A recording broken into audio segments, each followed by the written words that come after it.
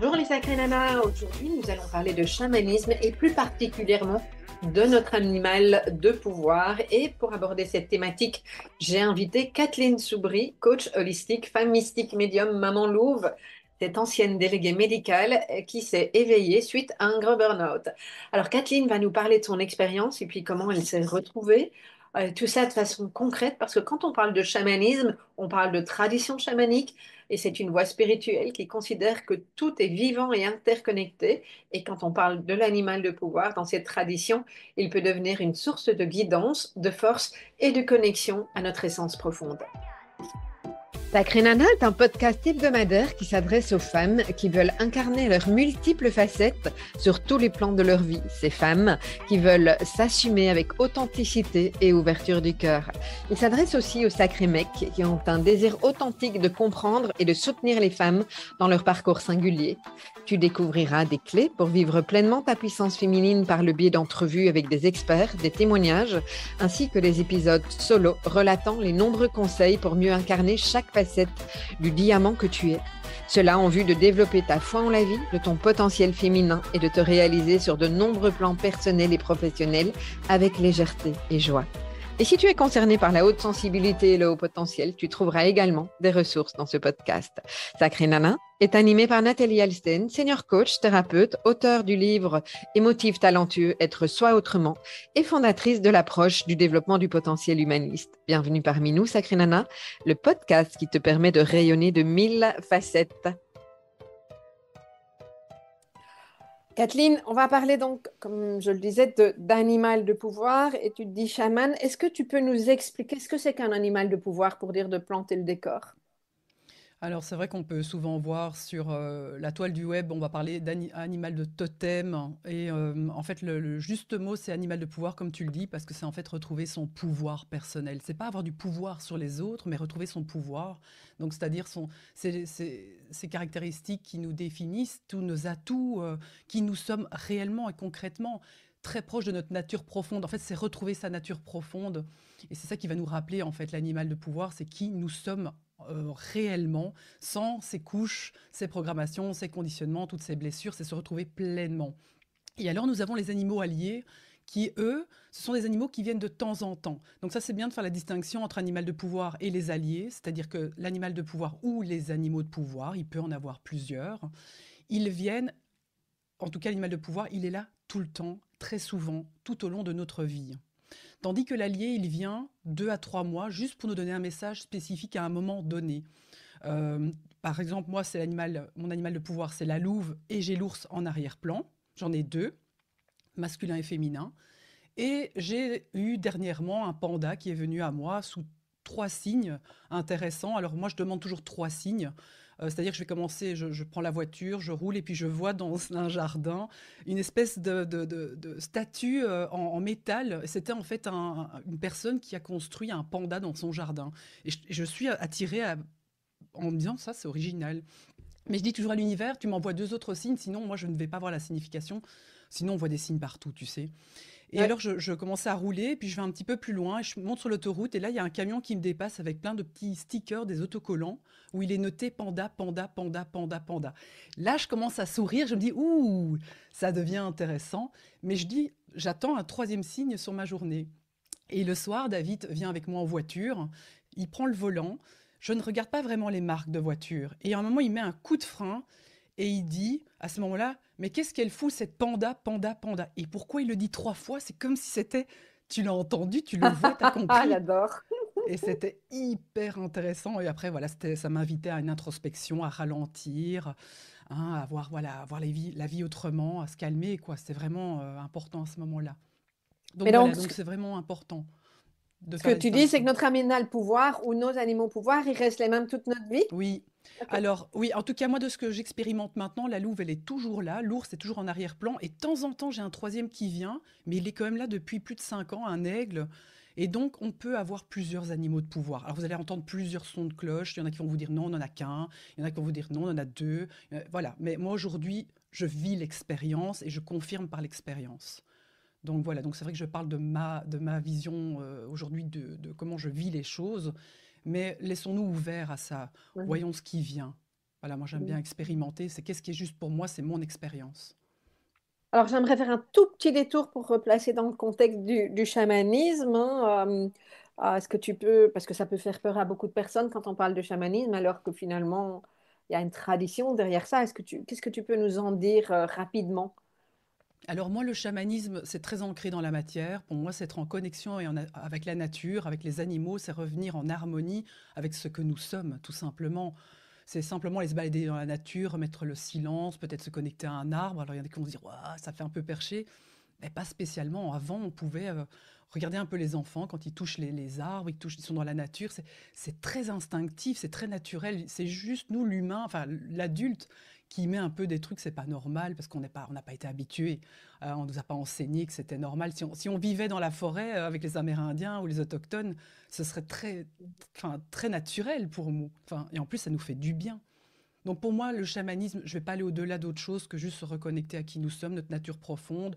Voilà, être en lien avec les règnes, être en harmonie, être respectueux aussi des quatre règnes et qu'il y en a pas. Et c'est pas l'humain qui domine le tout, mais qu'on a que les animaux, les minéraux, les végétaux, et on est tous ensemble dans ce cercle de la vie, quoi. Donc voilà, très simple. Merci pour ça. Alors, je vais revenir à ton animal de pouvoir. Comment tu l'as découvert, toi? Ça, c'est une première partie de la question. Puis, en quoi ça a transformé ta perception de toi-même?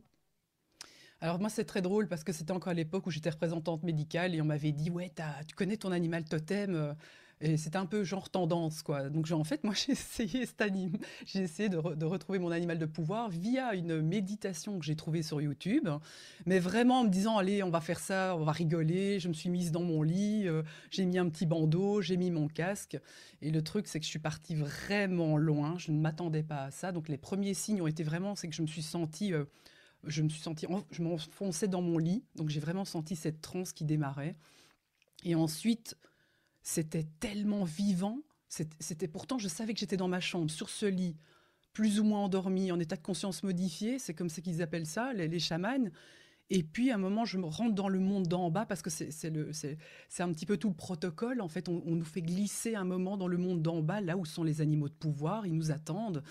Jusqu'à ce moment où je me souviens enfin, il y a vraiment plus de 5 ans maintenant, je m'assois et en fait, la Lou vient à moi, mais ça a été tellement intense parce qu'elle est venue avec sa truffe froide sur ma joue. Je l'ai senti physiquement. J'en ai encore les émotions tellement c'était fort. Et j'ai senti son souffle sur mon visage et sa bienveillance et tout son amour. Et en fait, on a commencé à faire de la télépathie entre elle et moi. Et elle me disait que fallait faire attention parce que j'étais parfois trop seule.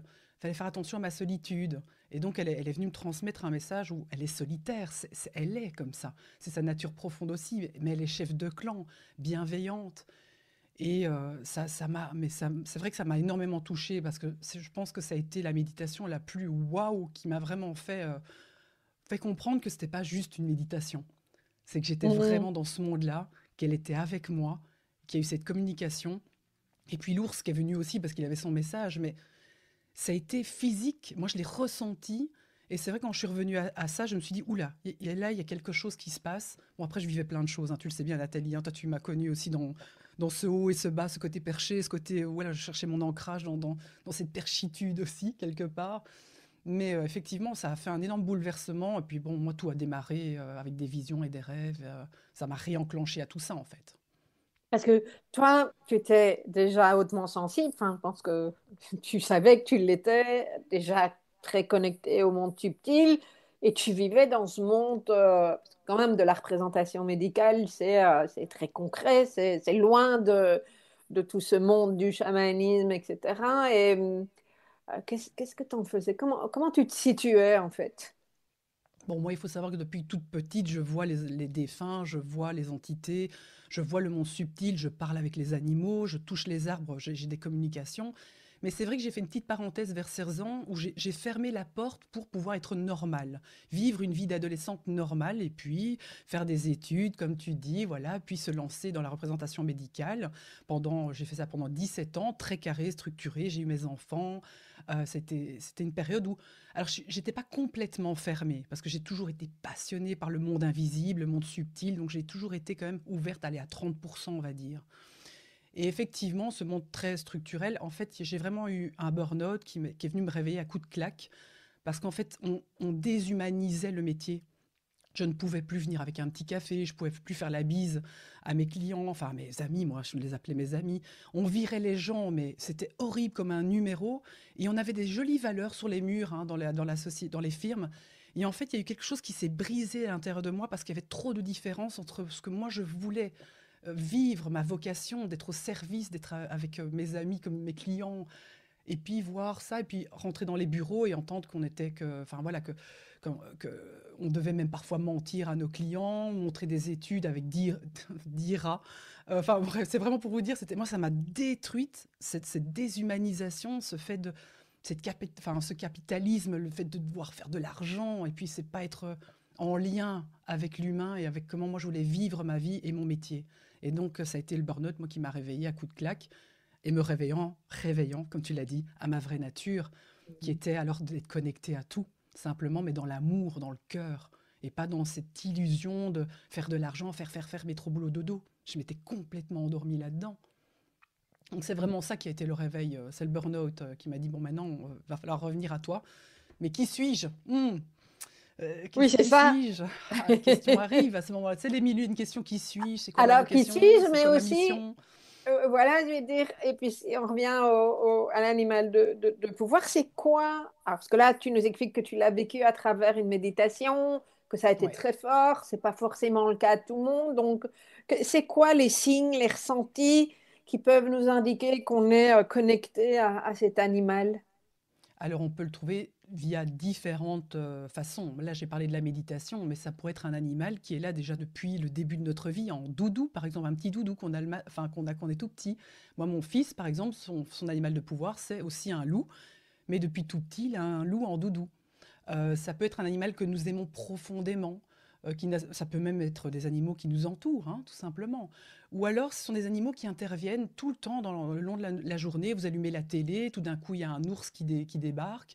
Ensuite, vous allez dans une salle d'attente, il y a un magazine avec un ours dessus. Puis vous sortez de chez vous, vous entendez au loin, et il y a un ours, il y a un ours, ou quelqu'un qui dit quelque chose avec une conversation avec un ours. Donc c'est tout le temps là. C'est comme si quelque chose venait nous dire, regarde, tu l'as vu? Cet animal-là, il vient tout le temps. Ou un animal qu'on aime profondément aussi. Et ça peut être une fourmi aussi, hein. Ça, j'aime bien les Ça fourmis. peut, oui. Je sais qu'on aime moins. On veut un ours, un éléphant, quelque chose de gros. Mais ça, c'est pour rigoler. Mais c'est vrai que non, c'est vraiment lié des signes. euh, enfin, vraiment via une méditation, avec le tambour. Ça aussi, ça aide vraiment bien. Ça peut être autour de nous. C'est quelque chose qui se manifeste très souvent et on a comme une sorte d'émotion.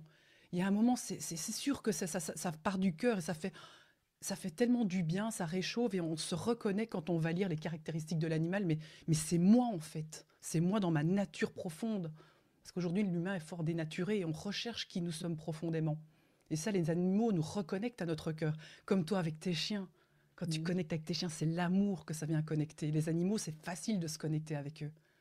Enfin, Oui, ils nous c'est le rendent amusant parce tellement. que je pensais à ça, parce que moi, je sais pas, c'est mon animal de pouvoir, donc voilà, ça fait partie du chemin aussi.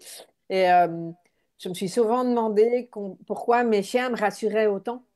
D'ailleurs, j'en ai Mhm. deux, c'est pas par hasard, hein. Et quand j'étais petite, j'avais mon meilleur ami, c'était un chien. Quand je suis rentrée de la maternité, hein, quand mes parents sont rentrés avec moi de la maternité, il y avait un chien, Milou, qui s'appelait. Et il y a quelque chose qui est profondément connecté à de la réassurance par rapport à ce chien-là et à tous les autres, en fait. Voilà. Ouais, tu Bon. vois, donc ça pourrait être le chien, donc qui est très loyal, qui est fidèle, qui est là toujours à nos côtés, même quand hein, on l'abandonne 2 jours parce qu'on part un week-end, il râle un petit peu quand même, mais après quand on revient, il vient avec Ils beaucoup sont là. d'amour, hein, directement. Alors, si on revient donc à notre animal totem, comment il peut nous guider dans nos choix de vie, en particulier quand on a des moments de transition, de doute? On est quand même pas mal à vivre des moments pas simples pour l'instant. Ça peut secouer pour certaines personnes. Il y a beaucoup de burn-out. Alors, en quoi il est là et comment il nous aide, cet animal? Déjà, c'est vrai que la connexion, cette fusion qu'on va avoir avec cet animal quand on va le trouver, c'est qu'on va se renseigner aussi hein, par rapport à ses caractéristiques, on va le chercher quelque part. Et donc, ça va en fait ça va renforcer le lien avec lui et nous allons le voir de plus en plus dans notre vie de tous les jours sous différents signes. Ensuite, c'est vrai que les caractéristiques, c'est important d'aller appuyer dessus. Moi, par exemple, comment je me suis connectée, il y a des fois, moi, ça se fait naturellement. C'est-à-dire que je me souviens de ma première conférence. Moi, je ne suis pas conférencière. On me demande de faire une conférence et j'avais dit à l'univers un matin, vas-y, envoie-moi du challenge. Et puis la journée, j'avais justement une demande de conférence à Paris. Et j'avais dit oui, hein, vu que c'est ce qui m'est demandé. Et je me souviens j'avais toujours des gris-gris avec moi. J'avais mon jeu de cartes, si tu veux, avec les animaux de pouvoir dedans. Mais que je comptais pas faire un tirage de cartes, c'était juste mon gris-gris pour me rassurer. Je me souviens, je monte sur scène.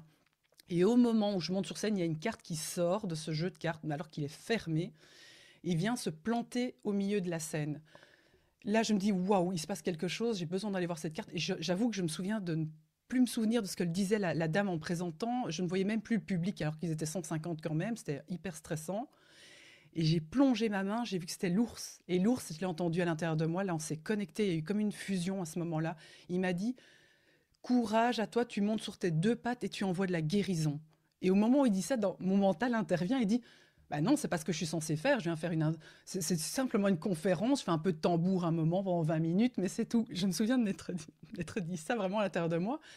Après, j'ai compris qu'en fait, effectivement, pendant la méditation, c'est comme si on avait fusionné et j'ai senti de la guérison, quelque chose qui partait de moi, qui émanait de moi. Il y a eu le courage aussi, le fait que j'avais plus peur quand je suis montée sur scène. Je n'étais plus Kathleen Soubry, j'étais quelqu'un d'autre. En tout cas, j'étais l'ours, en fait, avec ce courage. Je suis montée sur mes deux pattes et j'ai envoyé, mais j'ai même pas fait ce que j'avais préparé, pour être clair. Même David, il me l'a dit, mais c'était quoi? Mais je ne Pas sais ça. pas. C'était l'ours qui était en moi, qui avait besoin de venir voilà, transmettre sa parole. Et donc, c'est ça que ça va nous aider, ça, oser faire des choses qu'on n'aurait pas faites avant, oser monter sur scène, par exemple. Les Celtes, par exemple, on va prendre des exemples même d'avant. Les Celtes, avant au Moyen-Âge, quand ils partaient au combat, ils s'accrochaient une queue de renard à leur ceinture pour justement trouver la bonne direction, être rusés comme le renard. Avoir vraiment un moment quand il y a deux sentiers, lequel je prends, qu'est-ce que ferait le renard? Parce que lui, il trouve toujours la bonne direction, il est très rusé. Et donc, on va retrouver ça, mais tout au long de nos histoires, hein, des animaux qui aident. Monsieur Faucon, qui a l'œil perçant, qui voit 10 000 pieds, justement, pour voir ce que nous ne verrons pas. Et que là, on va vraiment se dire, OK, j'avais pas vu sous cette perception-là. Et c'est ça, ça Mm. nous amène à un pouvoir, à nous dépasser au-delà de notre identité, à oser faire les choses. Et moi, j'avoue que j'utilise beaucoup les animaux pour me dépasser, pour aller au-delà.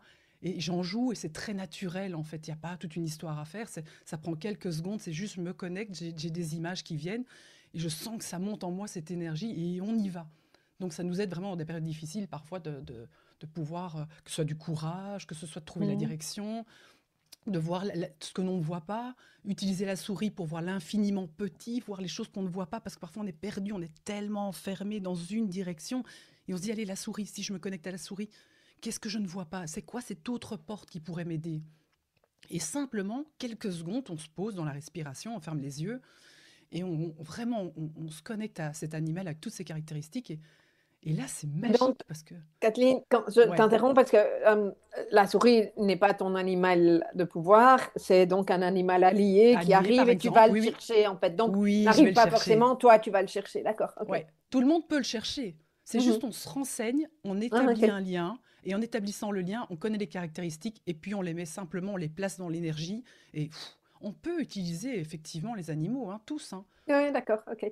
Mais donc, je vais faire un petit résumé par rapport Ouais. aux personnes qui connaissent le modèle de Saint-Grain. Hein. C'est vraiment ton animal de pouvoir et puis tu peux aller chercher un animal allié pour Mhm. s'aligner, puisque dans la graine de connaissance, ça te permet d'aller de plus en plus loin dans la connaissance de soi à travers la graine de sagesse qui est celle de l'expérience. Et tu vis l'expérience de voir des synchronicités, de connecter, d'avoir je vais dire des visions, c'est probablement pas le bon mot, mais et de pouvoir observer ce qui est en train de te passer par rapport à cet animal-là aussi.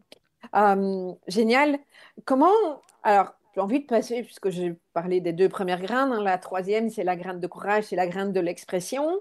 Euh, Comment est-ce que l'animal de pouvoir peut nous aider à notre expression personnelle? Est-ce que tu vois quelque chose de ce côté-là, en fait? Moi, la Louve, elle m'a donné beaucoup d'informations sur qui j'étais et ma façon d'être aussi avec le collectif. Le fait que, parce que souvent je me disais, ouais, je suis différente, je m'isole beaucoup, mais en fait non, ça fait partie de moi. Je suis quelqu'un effectivement de solitaire. Je dois juste faire attention. Elle m'a juste dit attention. entre solitaire et solitude, fais toujours un peu attention, sors aussi parce que comme je suis une louve, j'ai besoin d'être en tribu aussi, j'aime que les gens soient bien, donc d'enclencher la tribu et de prendre la parole effectivement, de guider les gens. Donc moi, la louve, elle m'a vraiment enseigné que je suis un leader, elle m'a dit. Et alors qu'avant, j'aurais dit, mais non, je suis un leader de quoi? Je suis qui, moi, pour enseigner? Je suis représentante médicale. Alors moi, j'ai déjà parlé en public, c'est pas ça, mais c'était pas quelque chose enfin, je pensais pas avoir cette capacité-là. Donc c'est vrai que la louve, elle m'a dit, non, non, toi, tu es là pour être chef de clan, mais pas le chef autoritaire, le chef alors c'est beaucoup plus maternant et bienveillant, c'est plus lié à la maman. Elle est vraiment louve, féminine. Mais elle m'a dit, dans ta communication, tu vas être très maternante, tu vas faire que tout le monde trouve sa place dans la tribu. Et donc, elle m'a appris à m'exprimer dans les mots et de manière très authentique. Ça, c'est très beau parce que les animaux nous inspirent dans leur nature profonde. Donc, on ne va plus Mm. utiliser des masques ou une belle communication. Je vais peut-être moins bien parler, moins intelligemment, moins ci, moins là. Je vais être moi dans ma toute sincérité et m'exprimer. Moi, j'exprime aux gens. Moi, j'ai besoin que les gens soient bien. Je leur dis, est-ce que vous êtes bien aujourd'hui quand on se connecte? Voilà, que chacun trouve sa place. Donc oui, elle m'a appris à communiquer dans ma couleur, en tout cas, et oser exprimer mes sentiments, mes émotions, qui je suis, mais à poil, je vais dire. Tu vois ce que je veux dire? C'est vraiment Ouais, une ouais, mise ouais, à dans ta poil. vulnérabilité, qui tu es, en Oui, fait, hein. Et là, on est presque dans la graine de folie, hein, qui est celle qui nous permet d'oser nous dévoiler, en fait. ouais. Moi, elle m'a poussée, en tout Comment cas, dans ça? cette communication, d'être Ouais, qui tu es, parce que si tu ne l'es ouais. pas, j'avais des phrases parfois difficiles à entendre où elle disait, mais si tu n'es pas toi, tu vas mourir, parce que maintenant, c'est prévu pour toi d'aller dans cette voie-là à 100%, d'être toi. Oui, et alors justement dans cette façon d'oser se dévoiler, si je fais le lien, hein, je reviens dans ton parcours professionnel en tant que délégué. euh, C'était quoi tes peurs pour assumer pleinement ce rôle? Et une fois de plus, je vais refaire le lien avec l'animal. En quoi l'animal de pouvoir t'a aidé à ce moment-là? Alors, c'est vrai que la transition n'a pas été simple, hein, parce qu'avec le burn-out, le fait de dire non, non, moi je suis représentante médicale, ça fait 17 ans, je vais faire ça toute ma vie, je sais rien faire d'autre. Cette claque dans mon visage qui me dit non, c'est fini la représentation médicale. Le fait d'avoir fait cette méditation qui me reconnecte à ma nature profonde, qui m'invite à aller voir, effectivement, d'aller visiter le chamanisme, d'aller faire des stages, d'aller lire des livres, de faire plein de choses plus ces rêves qui venaient avec cette chamane, qui venait toutes les nuits me dire réveille-toi, réveille-toi, réveille-toi. C'est pas facile en fait cette transition aussi. Il faut vraiment le dire. On se pose mille et une questions, mais c'est vrai que comme on vit l'expérience dans son corps, comme l'animal totem, enfin l'animal, la louve et l'ours me l'ont fait ressentir dans toutes les particules de mon corps, je pouvais pas dire que je me suis inventé quelque chose. Et puis qu'ils reviennent, que ce soit une conférence où j'essaye quelque chose, et ils reviendront encore plein de fois, hein, même en forêt quand j'allais courir. J'avais cette sensation que ma louve, elle courait à côté de moi, hein, quand j'allais courir en forêt. Et cette sensation renforce le fait que, oui, c'est pas si barré que ça, en fait. Si on commence à se reconnecter quand on était enfant, on adorait les animaux, on regarde un petit peu les peuples autochtones, les Amérindiens, on revient à la nature, autour du feu, en cercle. C'est ce qu'on a profondément besoin. Mais c'est vrai que l'animal m'a permis quand même d'ancrer les choses et c'était tellement physique et matériel. Enfin, vraiment dans mon corps, je l'ai ressenti. Ça permet de revenir dans la terre aussi, hein, revenir dans ses jambes. Dire oui, t'as vu quand même, même si des trucs un peu de perché que j'ai eu aussi avec les rêves et tout ça, ça m'a ramené quand même dans le corps en disant regarde, ça se passe, tu le vois, c'est aussi sur cette terre. Parce que ça, c'est important aussi, hein, Oui, que ce oui, soit pas trop éthéré, tu sais, qu'on soit oui, là-bas, oui. kumbaya, on écoute du tambour, qu'on mette des plumes, qu'on danse autour du feu. Non, après, c'est comment je vis avec ça, Oui, c'est ça. de manière ancrée et que ce soit enfin, harmonieux dans ma vie privée, perso-pro, je veux dire tout. C'est trouver cet équilibre entre le haut et le bas, si on veut. Oui, Mais c'est ça. Parce que sinon, on reste tout le temps dans... Moi, je connais pas mal de personnes qui me disent la spiritualité, c'est important, etc. Et je peux effectivement tout à fait entendre, mais qui sont que dans le côté, on va dire, perché. Alors, c'est péjoratif, perché, mais oui, mais c'est pour se ils sont, comprendre. Ouais, tu ouais. vois, ils sont dans la Ça tête, flotte, dans quoi. quelque chose, mais Oui. à un moment donné, je veux dire qu'ils n'ancrent rien du tout dans la matière. C'est les remet Non, pas et ils en matérialisent action, rien. etc. Et la vie, c'est ça aussi. Ah, on est C'est venu vivre une expérience terrestre, on Voilà, le c'est sait, ça. hein. C'est vraiment On est vivre une déjà. expérience terrestre. Et ça, c'est la graine de sagesse, hein. On est là Ouais. pour ça. Mhm. Et c'est faire descendre ces spiritualités, si Oui, on c'est veut ça. utiliser ce mot-là, ce divin enfin, qui est là, quoi, en nous, dans ce corps physique. Et souvent, dans certaines spiritualités, c'est très désincarné, c'est très new age, c'est quelque chose où on sort de son corps et on va à l'extérieur, alors que non, c'est ici que ça va se vivre, dans ce corps terrestre. Mais pour ça, on doit Oui. se déconditionner, nettoyer, se désidentifier. Il y a tout un travail à faire, hein, lié à nos blessures, pour pouvoir agrandir ces espaces et faire glisser cette divinité, c'est cette chose qu'on avait déjà à notre naissance, hein. Là, on était pur, on avait tout, tout était hyper Ouais, aligné, hein. ouais. C'est Et retrouver souvent, ça, en fait. quand les enfants jusqu'à un certain âge sont avant, puisque dans le modèle, il y a la graine de connaissance et puis la graine de sagesse.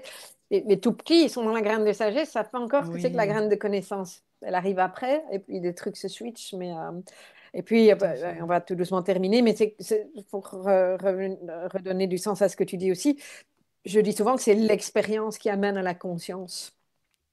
Et ça, pour moi, Oui, c'est une évidence, en tout cas dans ma vision des choses. Et sans expérience, tu n'élargis pas la conscience, tu restes là-haut et il n'y a rien qui se passe dans les possibilités, j'ai envie de dire. oui, On va oui, terminer c'est juste clair. avec une dernière question, si tu veux bien, en tant que sacrée Oui. nana, ok, et fan hautement sensible, on peut dire, hein, et puis connectée au subtil.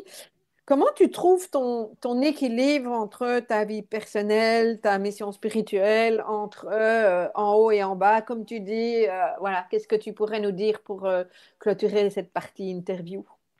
Alors ça, c'est très drôle parce qu'en fait, moi, c'est vraiment c'est comment je suis venue me réaliser sur Terre, hein. Je fais de la numérologie et c'est trouver l'harmonie entre le haut et le bas. Et une fois que l'harmonie sera vraiment trouvée, ben là, l'abondance, là, l'attraction, la fluidité se mettra sur le chemin de plus en plus, en fait. C'est vraiment ça, c'est tout le long, en fait, hein. On sait que c'est jusqu'à la fin et plein de vies encore après. En tout cas, moi, je crois en ça.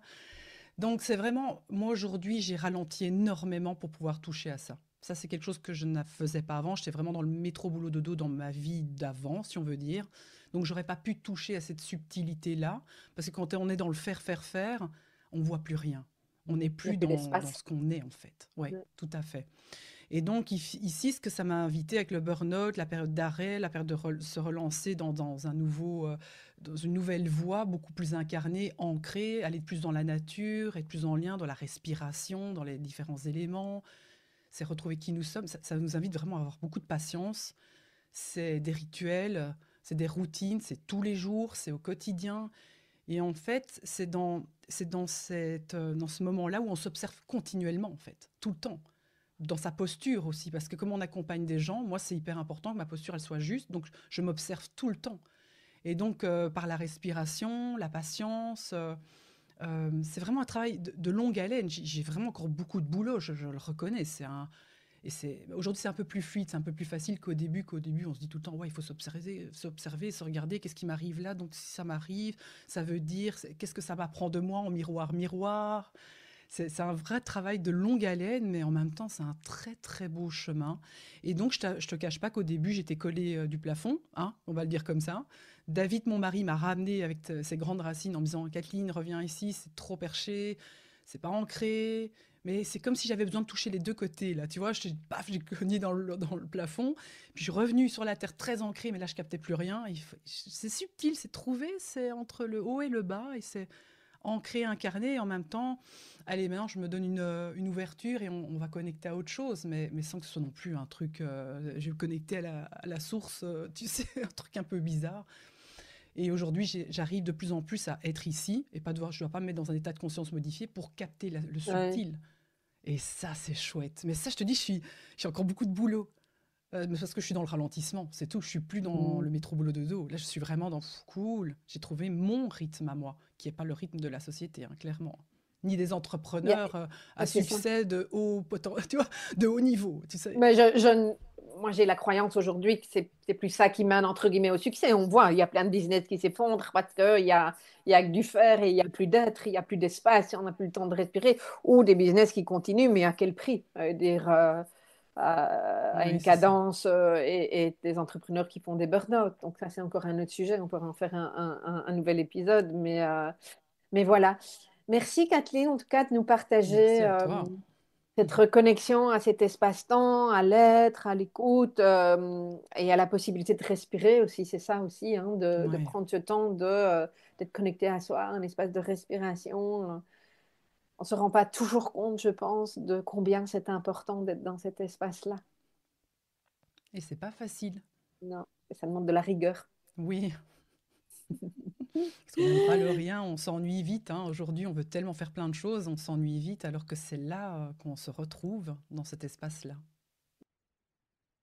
Tu as apprécié cette interview, que tu souhaites découvrir l'intégralité de notre échange avec Kathleen, ainsi que l'accès à la méditation guidée pour rentrer en contact avec son animal de pouvoir, eh bien, tu peux nous rejoindre sur le Cercle des Sacrés Nanas et tu as toutes les infos sur www.émotif au pluriel talentueux.com/cercle. À bientôt!